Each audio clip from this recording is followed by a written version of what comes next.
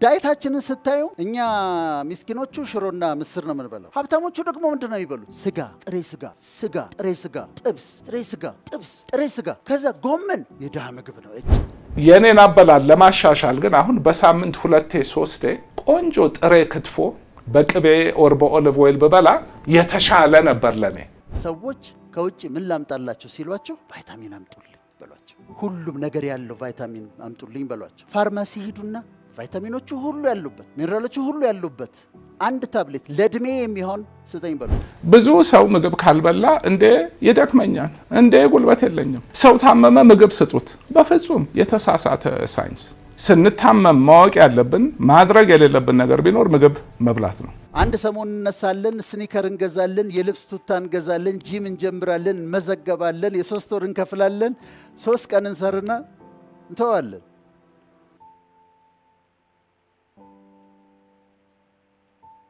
ሰውነታችን አመጣጡ ያው እንግዲህ ሳይንሱ እንደሚለው የሃይማኖቱን እንዳለ ይዘ ነው ኢቮልቭ እያደረግን ነው የመጣ ነው። የ2 ቢሊዮን ዓመት ኤቮሉሽን ነው እዚህ ያደረሰን። እዛ የነበረን ህይወት ቁርስ፣ ምሳ፣ እራት ሀሳቡም የለም ምግቡም የለም። ግብርና የመጣው የዛሬ 10,000 ዓመት ነው። ከዛ በፊት ታድናለህ፣ ትለቅማለህ። 3-4 ቀን ምግብ የለም። አንዴ ከበላህ ስትበላ ትበላለህ። ከዛ ቆይተህ ነው የምትበላው። መቀቀል የለም፣ ማብሰል የለም፣ ምናምን የለም።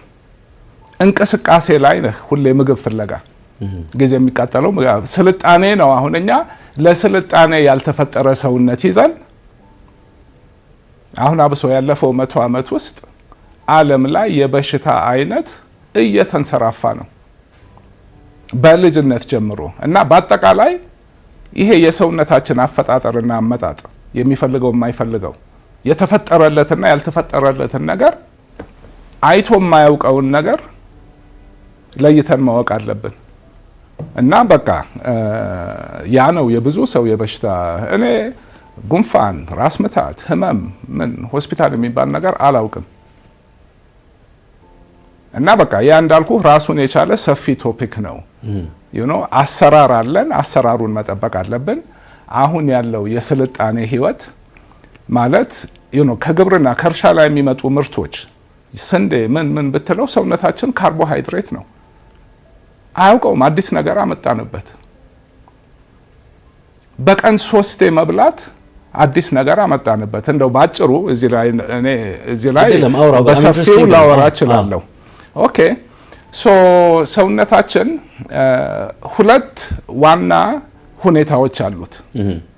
አንደኛ ምግብ ሰውነታችን ውስጥ ሲኖር፣ ምግብ ደማችን ውስጥ ሲኖር ያንን ምግብ ፈጭቶ ፕሮሰስ አድርጎ ከሆድ ወደ ደም ገብቶ ወደ ሰውነት ክፍሎች ሄዶ ከዛ በኋላ ወይ በኤነርጂ እንደ ኤነርጂ ተቃጥሎ ወይ ወደ ጡንቻ ተቀይሮ ወይ ወደ ጮማ ተቀይሮ ሰውነትህ መልሶ ባዶ እስኪሆን ማለት ከሆድ ብቻ ሳይሆን ከደምህ ውስጥ ንጹህ በቃ የምግብ ስራ የሌለበት ሁናቴ በአብዛኛው ሰውነታችን እዛ ሁናቴ ላይ ነው የኖረው የመጣው። በቀን አንዴ፣ በ2 ቀን አንዴ፣ በ3 ቀን አንዴ። ትልቁ ከባዱ ስራ የኛ ሰውነት የሚሰራው ምግብ ፕሮሰስ ማድረግ ነው። 70% ኤነርጂያችን እዛ ላይ ነው የሚያልቀው። አሁን እዛ ሞድ ውስጥ ሲሆን የሚለቀቁ ሆርሞኖች አሉ፣ ያለ የሰውነት አሰራር አለ። አንድ ምግብ በልተን 8 ሰዓት ማክሲመም ከባድ ምግብ እንኳን ከበላህ በኋላ ገብቶ ተፈጭቶ ደም ስር ውስጥ ገብቶ እንዳልኩት ወይ ተቃጥሎ ወይ ጡንቻ ወይ ማስል ሆኖ ደምህ አሁን ባዶ ይሆናል። የምግብ ስራ የለውም። ልክ ያ ሲሆን ልክ ማብራት ባንዴ ባይሆንም ብቻ ፌዝ አለው። ሰውነትህ አሁን ወደ 2ኛው ሞድ ወደሚወደው አብዛኛው ጊዜ መሆን ወደሚፈልግበት ቦታ ይገባል። ያ ማለት 70% ስራው ተላቋል። አሁን ምን ያደርጋል? ይገባና ጽዳት ይሰራል።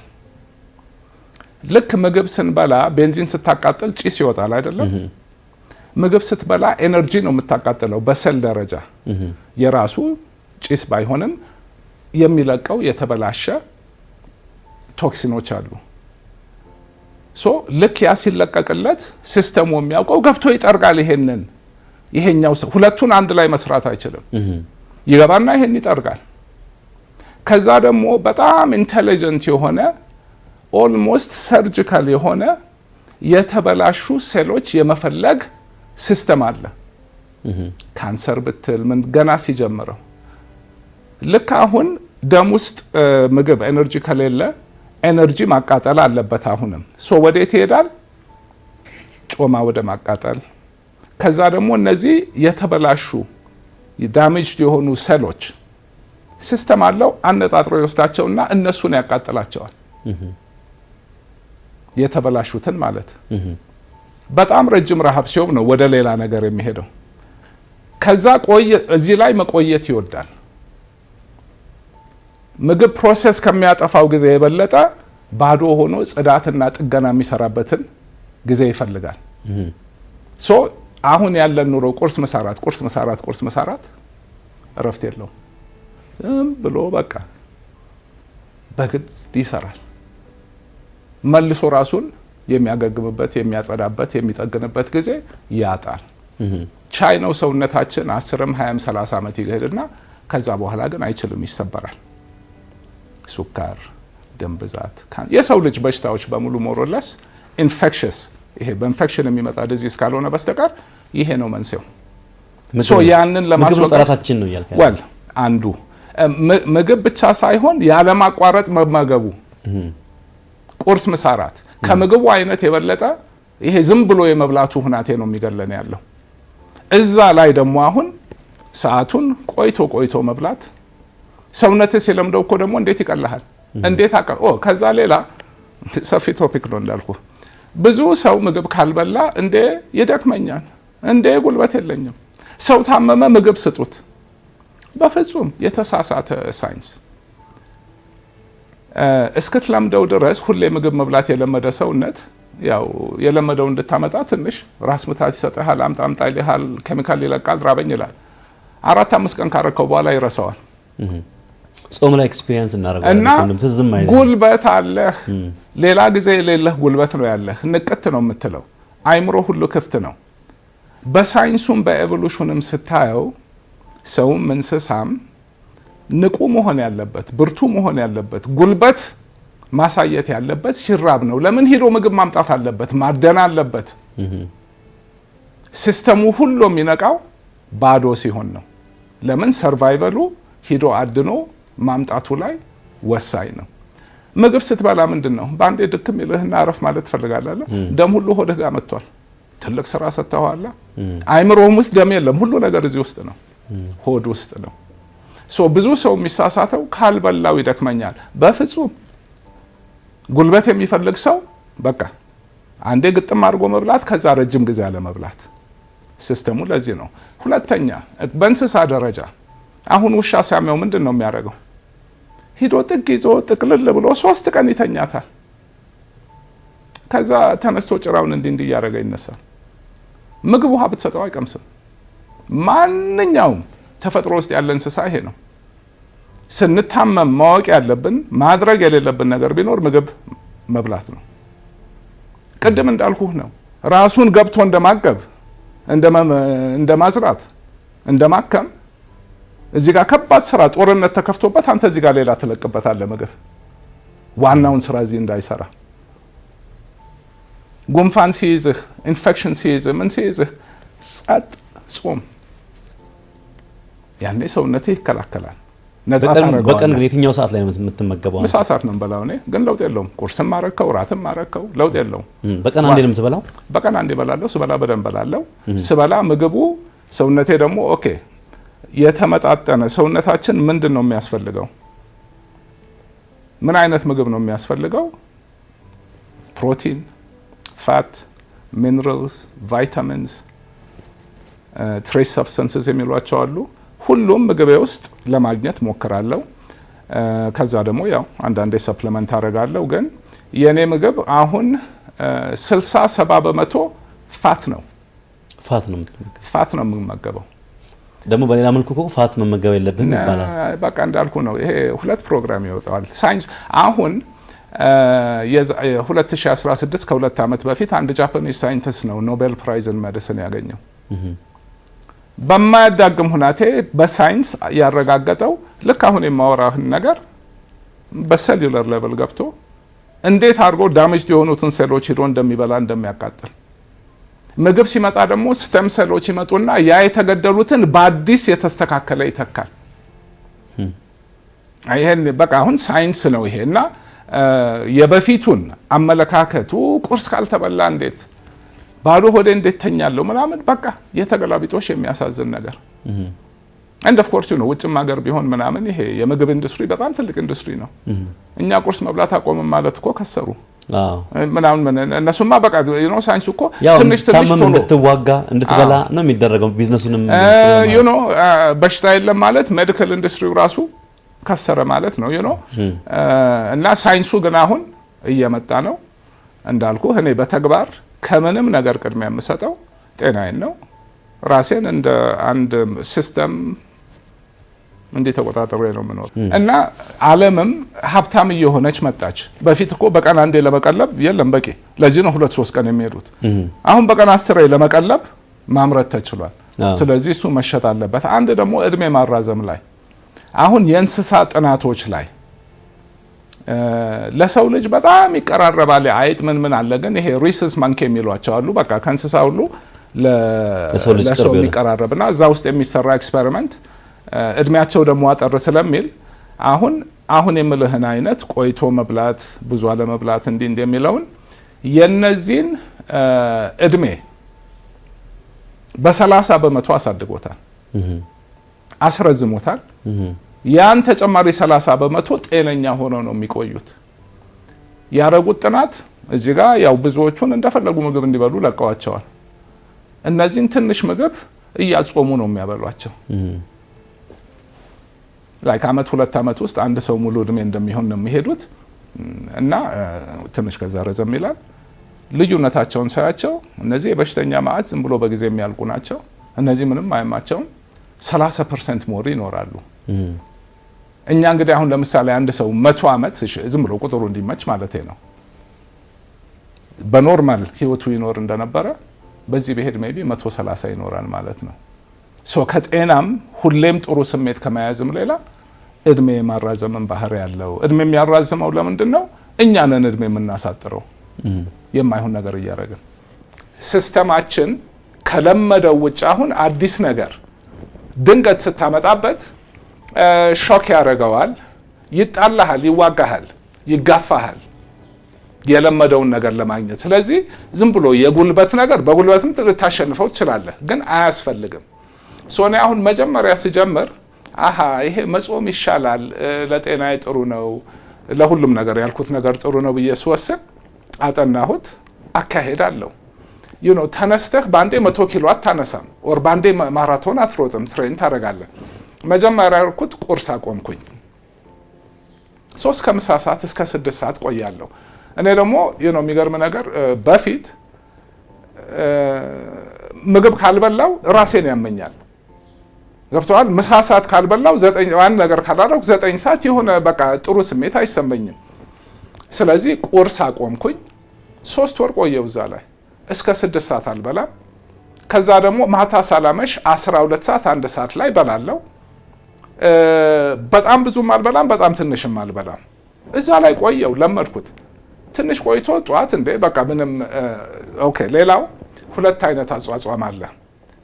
ውሃ ወር ፈሳሽ እየጠጣህና ሳትጠጣ መጣበታለሁ።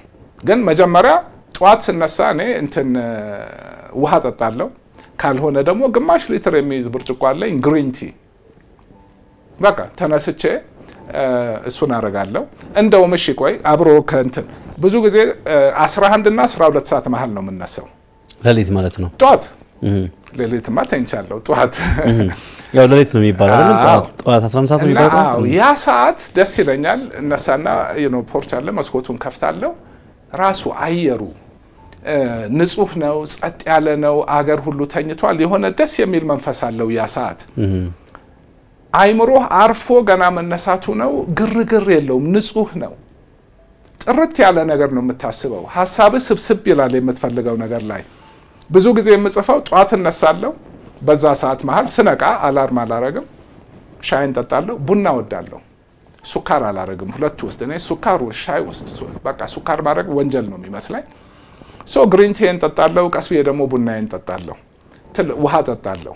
ስለዚህ ጾም ስል ሱካር ወይም ካሎሪ አይኑረው እንጂ ሻይ በበርሜልም ሊጠጣ ይችላል ሱካር ከሌለው። አንዳንድ ሰው ሆዴን ይላል፣ ቡና ምን ችግር የለኝም። እስከ ምሳ ሰዓት ድረስ ምግብነት ያለው ነገር በፈሳሽ መልክም ሆነ በሶሊድ መልክ አልወስድም። ምሳ ሰዓት ይበላል። አንድ ሌላ እዚህ ላይ የምግቡ አይነት አበላል ሰዓቱን ስንቀንሰው ብዛቱን መቀነስ ማለት አይደለም፣ አይነቱ ግን ወሳኝ ነው። እኔ አሁን ይሄ ለሰው የምመክረው ነገር አይደለም። እኔ አሁን ቬጀቴሪያን ነኝ፣ ስጋ አልበላም። ስጋ ከበላው 23 24 ዓመት ሆኖኛል። ስጋ የሚባል ማለት ዶሮ አልበላም፣ የአሳ ነው የምበላው፣ አታክልት ነው።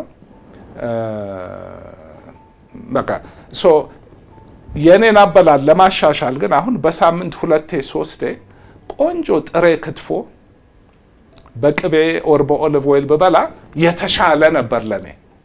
እኔ ስጋ ማልበላበት ራሱ የሌላ ከጤና ውጭ የሆነ ምክንያት ነው ያለኝ። ሲበዛ ጥሩ አይደለም፣ እንደ ማንኛውም ነገር በመጠኑ ስጋ መኖሩ ግን ጥሩ ነው። ግን ቀላል መመሪያ ነጭ የሆነ ምግብ አለመብላት። ጮማ ማለት ነው? ኖ ኦኬ፣ ጮማ ኤክሰፕት ጮማውን በለው በልኩ። ዳቦ፣ ፓስታ፣ ሩዝ፣ ድንች፣ ስኳር፣ እነዚህ በሙሉ ሲምፕል ካርቦሃይድሬት ናቸው። ልክ ሆድ ውስጥ ሲገባ ወዲያው ደም ውስጥ ይገባል። አያውቀውም። ይሄ ከግብርና የሚመጡ ምርቶች ወዲያው ሲስተም ውስጥ ይገባል። ቱ ማች በቃ ከሚፈልገው በላይ ኒውትሪየንት አብሶ የሹገር ብሬክ ዳውን አድርጎ ቶሎ ይገባል። ሲስተሙ እንዳይናጋ ያንን ለማውጣት ኢንሱሊን መልቀቅ አለበት። ኢንሱሊን ደግሞ የማይፈለግ ሆርሞን ነው። እነዚህን ስጋ ምናምን መብላት ችግር የለውም። አንድ ምግብ ነጭ ከሆነ ግን አሃ ብሎ በቃ ሰው ቆሞ ያስብ። በአንዴ ማስወገድ አይቻልም፣ ቀስ ብሎ። በፊት ድሮም ብበላ ጠቆር ያለ ነው ዳቦውም ምኑም ግን አበላሉ ላይ ሰዓቱ እንዳለ ሆኖ የሚበላው ምግብ ደግሞ ጥሩ ጤነኛ ቢሆን፣ እንደዚህ የነጭ ምግብ ዘሮች ባይሆኑ ይመረጣል። ብዙ ጊዜ አሁን ምሳ ሰዓት ስበላ በ24 ሰዓት አንዴም ስበላ ሁሌ ኦምሌት አለ ከምግቤ ጋር። ሰው በእንቁላል በቃ ኮሌስትሮል ያይዛል። በየቀኑ ኦምሌት እየበላው፣ በየቀኑ ቁርጥም እየበላው፣ በየቀኑ ቅቤም እየበላው ሁሉን ነገር ባረጋው ኮሌስትሮሉ ይገለኛል። ኮሌስትሮል በመጠኑ በልኩ ለሰውነታችን ወሳኝ አስፈላጊ ነገር ነው፣ ለጭንቅላትም ለምንም ለሁሉ ነገር። ስለዚህ እንቁላል ኮሌስትሮል ቢኖረውም እኔ በቀን ከሚያስፈልገኝ በጣም ያንስ ነው። ሌላ ብዙ ኮሌስትሮል ያለው ምግብ ስለማልበላ 4 እንቁላል ኦምሌት፣ ቃሪያ፣ ሽንኩርት ተከትፎ እሱ እንደ ሳይድ ዲሽ ነው። ከሱ ጋር ከስፒናች ከሚን የጾም ምግቦች ይሄ ምስር ወጥ ምናምን፣ የአታክልቶች፣ ጥቁር እንጀራ ከካርቦሃይድሬትስ ኦር ይሄ ከግብርና ምርቶች እንትን ጥቁር ጤፍ ነው የምበላ። እንጀራ ዳቦም ቢሆን የጤፍ ዳቦ ነው። የምግቡ አይነት ከሰዓቱ ጋር እንድ ደግሞ አሁን ይሄ ዳቦ ሩዝ ምናምን ገለባ ምግብ ነው። ዋጋውም እኮ የሚረክሰው ከስጋ ምግብነቱ እኮ ምግብ አይደለም። ሆድ አይዝም፣ ኒውትሪሽን የለውም፣ ለማምረት ርካሽ ነው፣ ብዙ ይሆናል። ስጋ እኮ ውድ የሚሆነው ምግብ ነው። ሆድህን ቅቤም ውድ የሚሆነው ምግብ ነው፣ ይይዝሃል፣ ትርጉም አለው። በቀላሉ አታመጣውም ያንን ዴንሲቲ ምግብ። እቺ ፉሽ ብላ በ3 ወር ትወጣለች፣ ትበላታለህ፣ ያው ገለባ ነው የምትበላው። ይሄ አድጎ ምን ብሎ ኒውትሪሽን ሁሉ ነገር፣ እንቁላል ኦልሞስት ሁሉ ነገር አለው። እንዳልኩት ብዙ ሳልሄድበት የምግቡ አይነት ወሳኝ ነው። ይሄ ነገር እንዳልኩት 5 ኪሎ ታነሳለህ፣ ከዛ 10 ኪሎ፣ ከዛ 20 እያልክ 100 ነው የምትገባው። ቁርስ መተው መጀመሪያ፣ ምሳና ራት፣ ከዛ ቀስ እያሉ ምሳና ራት ያለችዋን ትንሽ ቀነስ፣ ሰዓቱን ጠበብ። 6 ወር ፈጀብኝ 24 ሰዓት ለመግባት፣ ሰውነቴን ሳላስጨንቀው፣ ሰውነቴ ሳይጣላኝ ራሱ እየለመደ አልፈልግም። ረሃብ ምን እንደሆነ ካወቅከው፣ ሁሉ ነገር ካወቅከው ትቆጣጠረዋለህ። ረሃብ ሰዓቱን ጠብቆ ሰውነት የሚለቀው ሆርሞን አለ። የረሃብ ሆርሞን ናት። ሳይንሱ ጥናቱ እንደሚያሳየው እኛ የምናስበው በሎጂክ እየቆየህ ባልበላ በሄድኩ ቁጥር ሞር ሆርሞን እየተለቀቀ ሞር ራቡ እንደሚወርህ ነው። ነገሩ ግን ያችን ይለቃል። ልክ ያቺ ግማሽ ሰዓት ስታልፍ የለም ቆይቶ ይለቃል። የተወሰነ ቀን ከለቀቀው በኋላ እየቀነሰ እየደከመ ነው የሚሄደው። ያንን ከተገነዘብከው ረሃብ ማምን አድርጎ ምን እንደሆነ ካወቀው ያችን ሰዓት ታሳልፋታለህ፣ በእውቀት ትቆጣጠረዋለህ። ዋና ማስተላለፍ የፈለግኩት ነጥብ በአንዴ ዘው ብሎ 24 ሰዓት አይካሄድም። ተለማመዱት። ሁለተኛ ለፈለገ ሰው ለምሳሌ አሁን በሳምንት 1 ቀን ኦር 2 ቀን ዝም ብዬ ጾማለሁ ካልክ ሌላውን ጊዜ እንደ ልብህን ብትበላ ምንም ችግር የለውም። ገብቶሃል? በግድ እንደዚህ በ24 ሰዓት ሳይሆን እንደፈለክ በልተህ በሳምንት 1-2 ቀን ጥሩ ጾም። አንድ መጨረሻ ነጥብ ጾም ላይ ውሃ እየጠጡና ውሃ ሳይጠጡ መጾም፣ ደረቅ ጾም። ባጭሩ መጀመሪያ ላይ መደረግ የለበትም፣ ግን 24 ሰዓት ደረቅ ጾም ማለት ውሃም ምግብም የሌለበት ጾም ሰውነትህ ላይ ከሚያመጣው ይሄ በሽታ አድኖ መግደል ምን በቃ ይሄ ጥሩ ቤኔፊት ሁሉ በ3 እጅ ይባዛል። 3 ቀን እኔ ቅድም እንዳልኩት ሻይ ቡና ውሃ እየጠጡ መጾምና 24 ሰዓት ደረቅ ጾም እኩል ነው ጥቅሙ። ግን እንዳልኩት ተለማምደህ ሄደህበት የምታደርገው ነው። አሁን ቻሌንጅ ባረግ እናንተ መካከል በየአመቱ ክሊኒክ የሚሄድ እና ፋስቲንግ ብለድ ሹገር፣ ሂሞግሎቢን፣ ዋይት ብለድ ሴል፣ ሊቨር ፋንክሽን ቴስት፣ ሬናል ፋንክሽን ቴስት፣ ኮሌስትሮል፣ ትራይግሊሰራይድ ማን ነው የሚያሰራው ብዬ በጠይቅ ጉድ ነው የምትሆኑት። ዳይታችንን ስታዩ እኛ ሚስኪኖቹ ሽሮና ምስር ነው የምንበላው። ሀብታሞቹ ደግሞ ምንድን ነው የሚበሉት? ስጋ፣ ጥሬ ስጋ፣ ስጋ፣ ጥሬ ስጋ፣ ጥብስ፣ ጥሬ ስጋ፣ ጥብስ፣ ጥሬ ስጋ። ከዛ ጎመን የድሃ ምግብ ነው። እጭ አትክልት እንትን አድርገው እዛ ቪአይፒ ሩም ገብተን ይልቅ እንትን ብለን እንቆርጣለን ይላል። ሀብታሞች ናቸው። አትክልት አይበሉም። ፍሩት ለህፃን ልጅ እኮ ነው፣ ለልጆች ነው ፍሩት። ድራፍት እንጠጣለን። ወተትማ የህፃናት ነው፣ እንዴት ወተት እንጠጣለን ይላሉ። ስለዚህ ኒውትሪሽናቸው ዜሮ ነው፣ በጣም ያነሰ ነው። የሚያስፈልጋቸውን ነገር አይወስዱም። ይሄም አይወስድም፣ ያንም አይወስድም። እጅግ በጣም የሚገርመኝን ነገር ልንገራቸው። መልቲ ቫይታሚን አለች፣ አንድ ካፕሱል ወይም ታብሌት መልቲ ቫይታሚን አለች ተዘጋጅታ የምትቀመጥ በእድሜያችን። ቫይታሚን ኤ አለው፣ ቫይታሚን ቢ1 አለው፣ ቫይታሚን ቢ6 አለው፣ ቫይታሚን ቢ12 አለው፣ ቫይታሚን ሲ አለው፣ ቫይታሚን ዲ አለው፣ ቫይታሚን ኢ አለው። ይሄ ብቻ አይደለም፣ ካልሲየም አለው፣ ማግኒዚየም አለው፣ ማንጋኔዝ አለው፣ አይረን አለው፣ ፎሌት አለው። ይሄንን ሁሉ አዘጋጅተው አንድ ታብሌት ውስጥ አስቀምጠውልናል። አንድ ታብሌት ውስጥ ይሄኛውን እጠይቃለሁ በየቀኑ ይሄንን የቫይታሚን መልቲ ቫይታሚን ታብሌት የምትወስዱ እጃችሁን አሳዩ። 1 2 3 4 አስገራሚ ነው። ለመሰላችሁ አስገራሚ ነው። ስጋ 1000 ብር እንገዛለን። ይሄኛው ቫይታሚን አሁን ጨምሯል እንጂ 250 ብር ነው። ግን ምን ይዟል? ቫይታሚን ኤ፣ ቫይታሚን ቢ1፣ ቫይታሚን ቢ6፣ ቫይታሚን ቢ12፣ ቫይታሚን ሲ፣ ቫይታሚን ዲ፣ ቫይታሚን ኢ፣ ካልሲየም፣ ማግኔዚየም፣ ማንጋኔዝ፣ ፎሌት፣ አይረን፣ ዚንክ ይዟል። በእድሜያችን ከ50 በላይ ካላለው ከ40 በላይ ላለው በእድሜያችን ተዘጋጅቶ ተቀምጧል። ገዝተን ከምግብ በኋላ አንድ መውሰድ ነበረብን፣ አንወስድም። ምግባችን ሁሉ እነዚህን ነገሮች ሙሉን አያሟላም። ለአንድ ክትፎ 700-800 ብር እናወጣለን፣ ግን አንወስድም። ይሄን አስገራሚ ነው። ስለዚህ እድሜያችን ገፋ ሲል ኦስቲዮፖሮሲስ አለ፣ አጥንታችን ይሳሳል፣ ካልሲየም ዴፊሽንሲ አለን። አሁን በቅርብ እኔ አንዲት ልጅ በጣም ታማ ሌላ የነርቭ በሽታ ነው ተብሎ ከዛ እንትን ሆናለች፣ ሄሚፕሌጂክ ሆናለች፣ እጅ እግሯ ደክሟል። ከዛ ላቦራቶሪ እንትኑን ላከልኝ አባቷ ሳይ ቫይታሚን ዲ ዴፊሽንት ነው። ስትገባ ሐኪሙን አልኩ ዶክተሯን ስትገባ ለዶክተሩ ይሄንን ሪዛልት ይሄው በደንብ በለው፣ ምክንያቱም ቫይታሚን ዲ ዴፊሽንሲ እንደዚህ ኒውሮሎጂካል የሚመስል በሽታ ሊያመጣ ይችላል። ጀስት ቫይታሚን ዲ ዴፊሽንሲ ስለዚህ አንወስድም። አንድ ካፕሱል ሰዎች ከውጭ ምን ላምጣላችሁ ሲሏቸው ቫይታሚን አምጡልኝ በሏቸው። ሁሉም ነገር ያለው ቫይታሚን አምጡልኝ በሏቸው።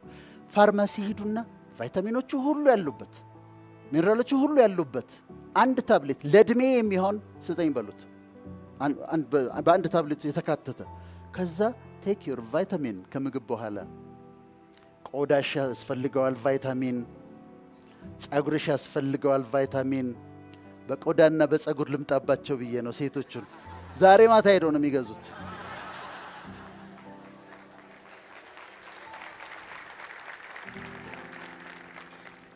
እውነቴን ነው የምላችሁ። ቆዳችን ላይ ስንት ሚሊየን ሴሎች በየቀኑ ይሞታሉ። ሪፕሌስ መደረግ አለባቸው። ለመተካት ቫይታሚን ይፈልጋሉ።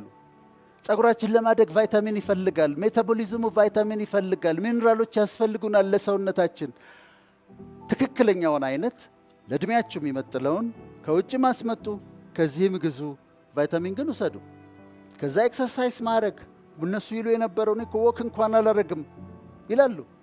አንድ ሰሞን እነሳለን፣ ስኒከር እንገዛለን፣ የልብስ ቱታ እንገዛለን፣ ጂም እንጀምራለን፣ እንመዘገባለን፣ የ3 ወር እንከፍላለን፣ 3 ቀን እንሰርና እንተዋለን። ትንሽ የሆነች ኤክሰርሳይዝ ግን ያስፈልጋል በህይወታችን። ስለዚህ እኔ ዛሬ የምሰጣችሁ 3ኛው ስጦታ ራሳችሁን ተንከባከቡ። ቴክ ኬር ኦፍ ዮርሰልቭስ። ቫይታሚን ውሰዱ፣ ምግባችሁን ዋች አድርጉ፣ ክብደታችሁን አስተካክሉ። ከዛ ጤነኛ አኗኗር ኑሩ። እኔ የዛሬ 10 ዓመት ከነበረኝ ክብደት ወደ 20 ኪሎ ግራም ዲፍረንስ አለኝ። ሉዝ አድርጌው። አንዳንድ ቫይታሚኖች ለብቻቸው፣ ለምሳሌ ቫይታሚን ቢ12 ለብቻው፣ ካልሲየም ለብቻው፣ እነሱ እንትን ሊሉ ይችላሉ። እኔ ሪኮመንድ የማደርገው ሁሉም ያለበትን ነው። ሁሉም ያለበትን አንድ በቀን ከምግብ በኋላ ነው ቫይታሚን የሚወሰደው። ውሰዱ፣ በጣም ይጠቅማቸዋል።